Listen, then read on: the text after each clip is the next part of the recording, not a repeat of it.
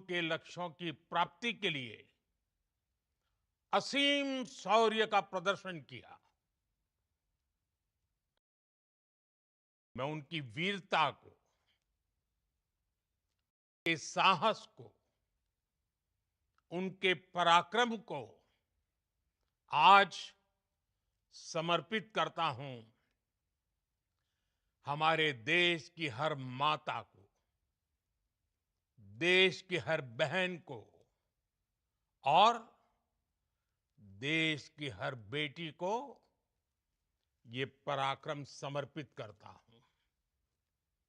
साथियों, 22 अप्रैल को पहलगाम में आतंकवादियों ने जो बर्बरता दिखाई थी, उसने देश और दुनिया को झकझोर दिया था। छुट्टियां मना रहे निर्दोष मासूम नागरिकों को धर्म पूछकर उनके परिवार के सामने, उनके बच्चों के सामने बेरहमी से मार डालना, यह आतंक का बहुत बीभत्स चेहरा था, क्रूरता थी। ये देश के सद्भाव को तोड़ने की घिनौनी कोशिश भी थी। मेरे लिए व्यक्तिगत रूप से ये पीड़ा बहुत बड़ी थी। इस आतंकी हमले के बाद सारा राष्ट्र, हर नागरिक, हर समाज, हर वर्ग, हर राजनीतिक दल एक स्वर में आतंक के खिलाफ कड़ी कार्रवाई के लिए उठ खड़ा हुआ। हमने आतंकवादियों को मिट्टी में मिलाने के लिए भारत की सेनाओं को पूरी छूट दे दी और आज हर आतंकी, आतंक का हर संगठन जान चुका है कि हमारी बहनों बेटियों के माथे से सिंदूर हटाने का अंजाम क्या होता है। साथियों, ऑपरेशन सिंदूर ये सिर्फ नाम नहीं है, ये देश के कोटि कोटि लोगों की भावनाओं का प्रतिबिंब है। ऑपरेशन सिंदूर न्याय की अखंड प्रतिज्ञा है।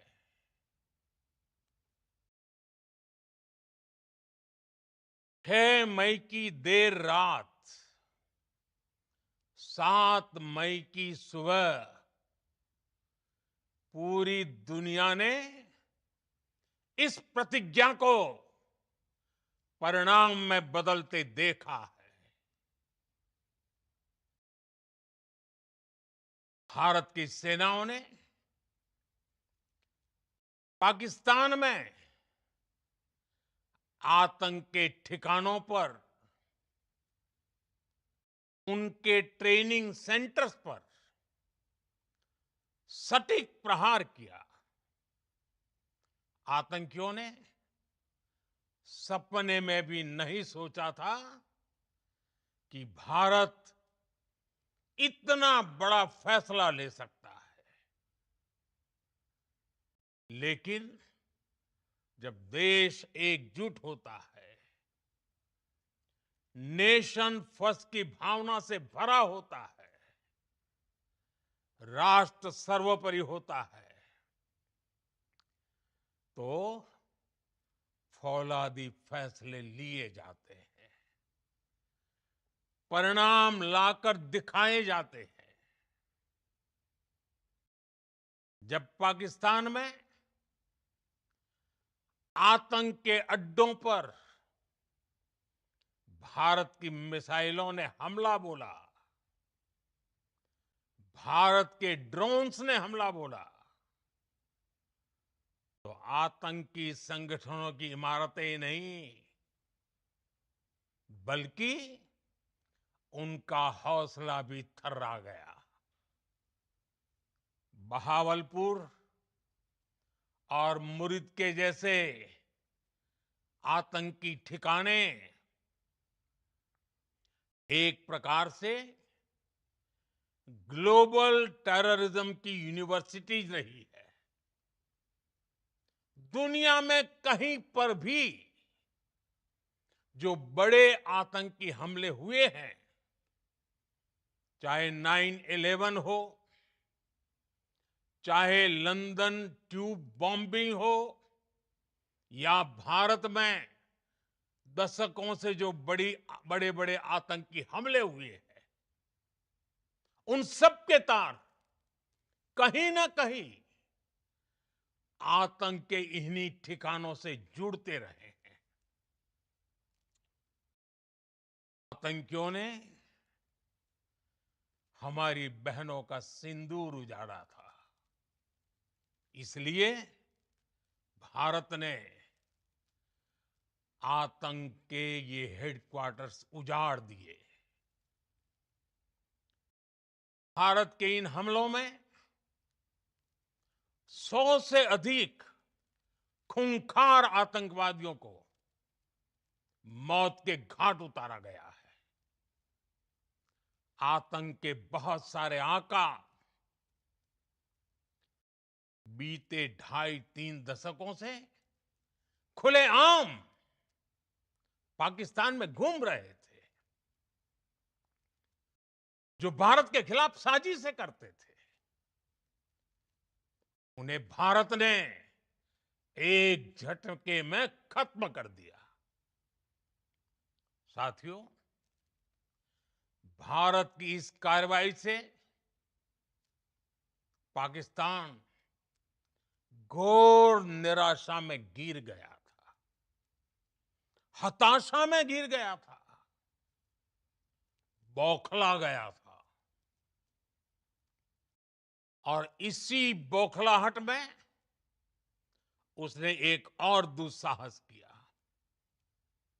आतंक पर भारत की कार्रवाई का साथ देने के बजाय पाकिस्तान ने भारत पर ही हमला करना शुरू कर दिया। पाकिस्तान ने हमारे स्कूलों, कॉलेजों को, गुरुद्वारों को, मंदिरों को, सामान्य नागरिकों के घरों को निशाना बनाया। पाकिस्तान ने हमारे सैन्य ठिकानों को निशाना बनाया। लेकिन इसमें भी पाकिस्तान खुद बेनकाब हो गया। दुनिया ने देखा कि कैसे पाकिस्तान के ड्रोन्स, पाकिस्तान की मिसाइलें भारत के सामने तिनके की तरह बिखर गई। भारत के सशक्त एयर डिफेंस सिस्टम ने उन्हें आसमान में ही नष्ट कर दिया। पाकिस्तान की तैयारी सीमा पर वार की थी, लेकिन भारत ने पाकिस्तान के सीने पर वार कर दिया। भारत के ड्रोन्स, भारत की मिसाइलों ने सटीकता के साथ हमला किया। पाकिस्तानी वायुसेना के उन एयरबेस को नुकसान पहुंचाया, जिस पर पाकिस्तान को बहुत घमंड था। भारत ने पहले 3 दिनों में ही पाकिस्तान को इतना तबाह कर दिया, जिसका उसे अंदाजा भी नहीं था। इसलिए भारत की आक्रामक कार्रवाई के बाद पाकिस्तान बचने के रास्ते खोजने लगा। पाकिस्तान दुनिया भर में तनाव कम करने के लिए गुहार लगा रहा था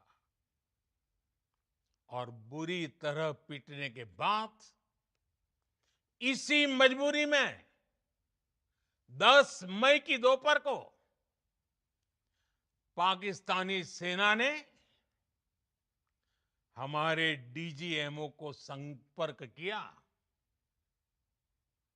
तब तक हम आतंकवाद के इंफ्रास्ट्रक्चर को बड़े पैमाने पर तबाह कर चुके थे। आतंकियों को मौत के घाट उतार दिया गया था। पाकिस्तान के सीने में बसाए गए आतंक के अड्डों को हमने खंडहर बना दिया था। इसलिए जब पाकिस्तान की तरफ से गुहार लगाई गई, पाकिस्तान की तरफ से जब ये कहा गया कि उसकी ओर से आगे कोई आतंकी गतिविधि और सैन्य दुस्साहस नहीं दिखाया जाएगा, तो भारत ने भी उस पर विचार किया। और मैं फिर दोहरा रहा हूं, हमने पाकिस्तान के आतंकी और सैन्य ठिकानों पर अपनी जवाबी कार्रवाई को अभी सिर्फ स्थगित किया है। आने वाले दिनों में हम पाकिस्तान के हर कदम को इस कसौटी पर मापेंगे कि वो क्या रवैया अपनाता है। साथियों, भारत की तीनों सेनाएं, हमारी एयरफोर्स, हमारी आर्मी और हमारी नेवी, हमारी border security force BSF, Bharat के अर्धसैनिक बल लगातार अलर्ट पर है। सर्जिकल स्ट्राइक और एयर स्ट्राइक के बाद अब ऑपरेशन सिंदूर आतंक के खिलाफ भारत की नीति है।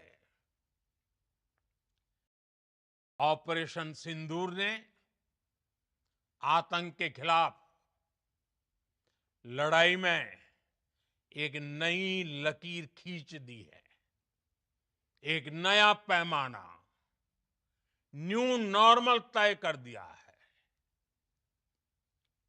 पहला, भारत पर आतंकी हमला हुआ तो मुंह तोड़ जवाब दिया जाएगा। हम अपने तरीके से, अपनी शर्तों पर जवाब देकर रहेंगे। हर उस जगह जाकर कठोर कार्रवाई करेंगे जहां से आतंक की जड़ें निकलती हैं। दूसरा, कोई भी न्यूक्लियर ब्लैकमेल भारत नहीं सहेगा। न्यूक्लियर ब्लैकमेल की आड़ में पनप रहे आतंकी ठिकानों पर भारत सटीक और निर्णायक प्रहार करेगा। तीसरा, हम आतंक की सरपरस्त सरकार और आतंक के आकाओं को अलग अलग नहीं देखेंगे। ऑपरेशन सिंदूर के दौरान दुनिया ने पाकिस्तान का वो घिनौना सच फिर देखा है। जब मारे गए आतंकियों को विदाई देने पाकिस्तानी सेना के बड़े बड़े अफसर उमड़ पड़े। स्टेट स्पॉन्सर्ड टेररिज्म का ये बहुत बड़ा सबूत है। हम भारत और अपने नागरिकों को किसी भी खतरे से बचाने के लिए लगातार निर्णायक कदम उठाते रहेंगे। साथियों, युद्ध के मैदान पर हमने हर बार पाकिस्तान को धूल चटाई है और इस बार ऑपरेशन सिंदूर ने नया आयाम जोड़ा है।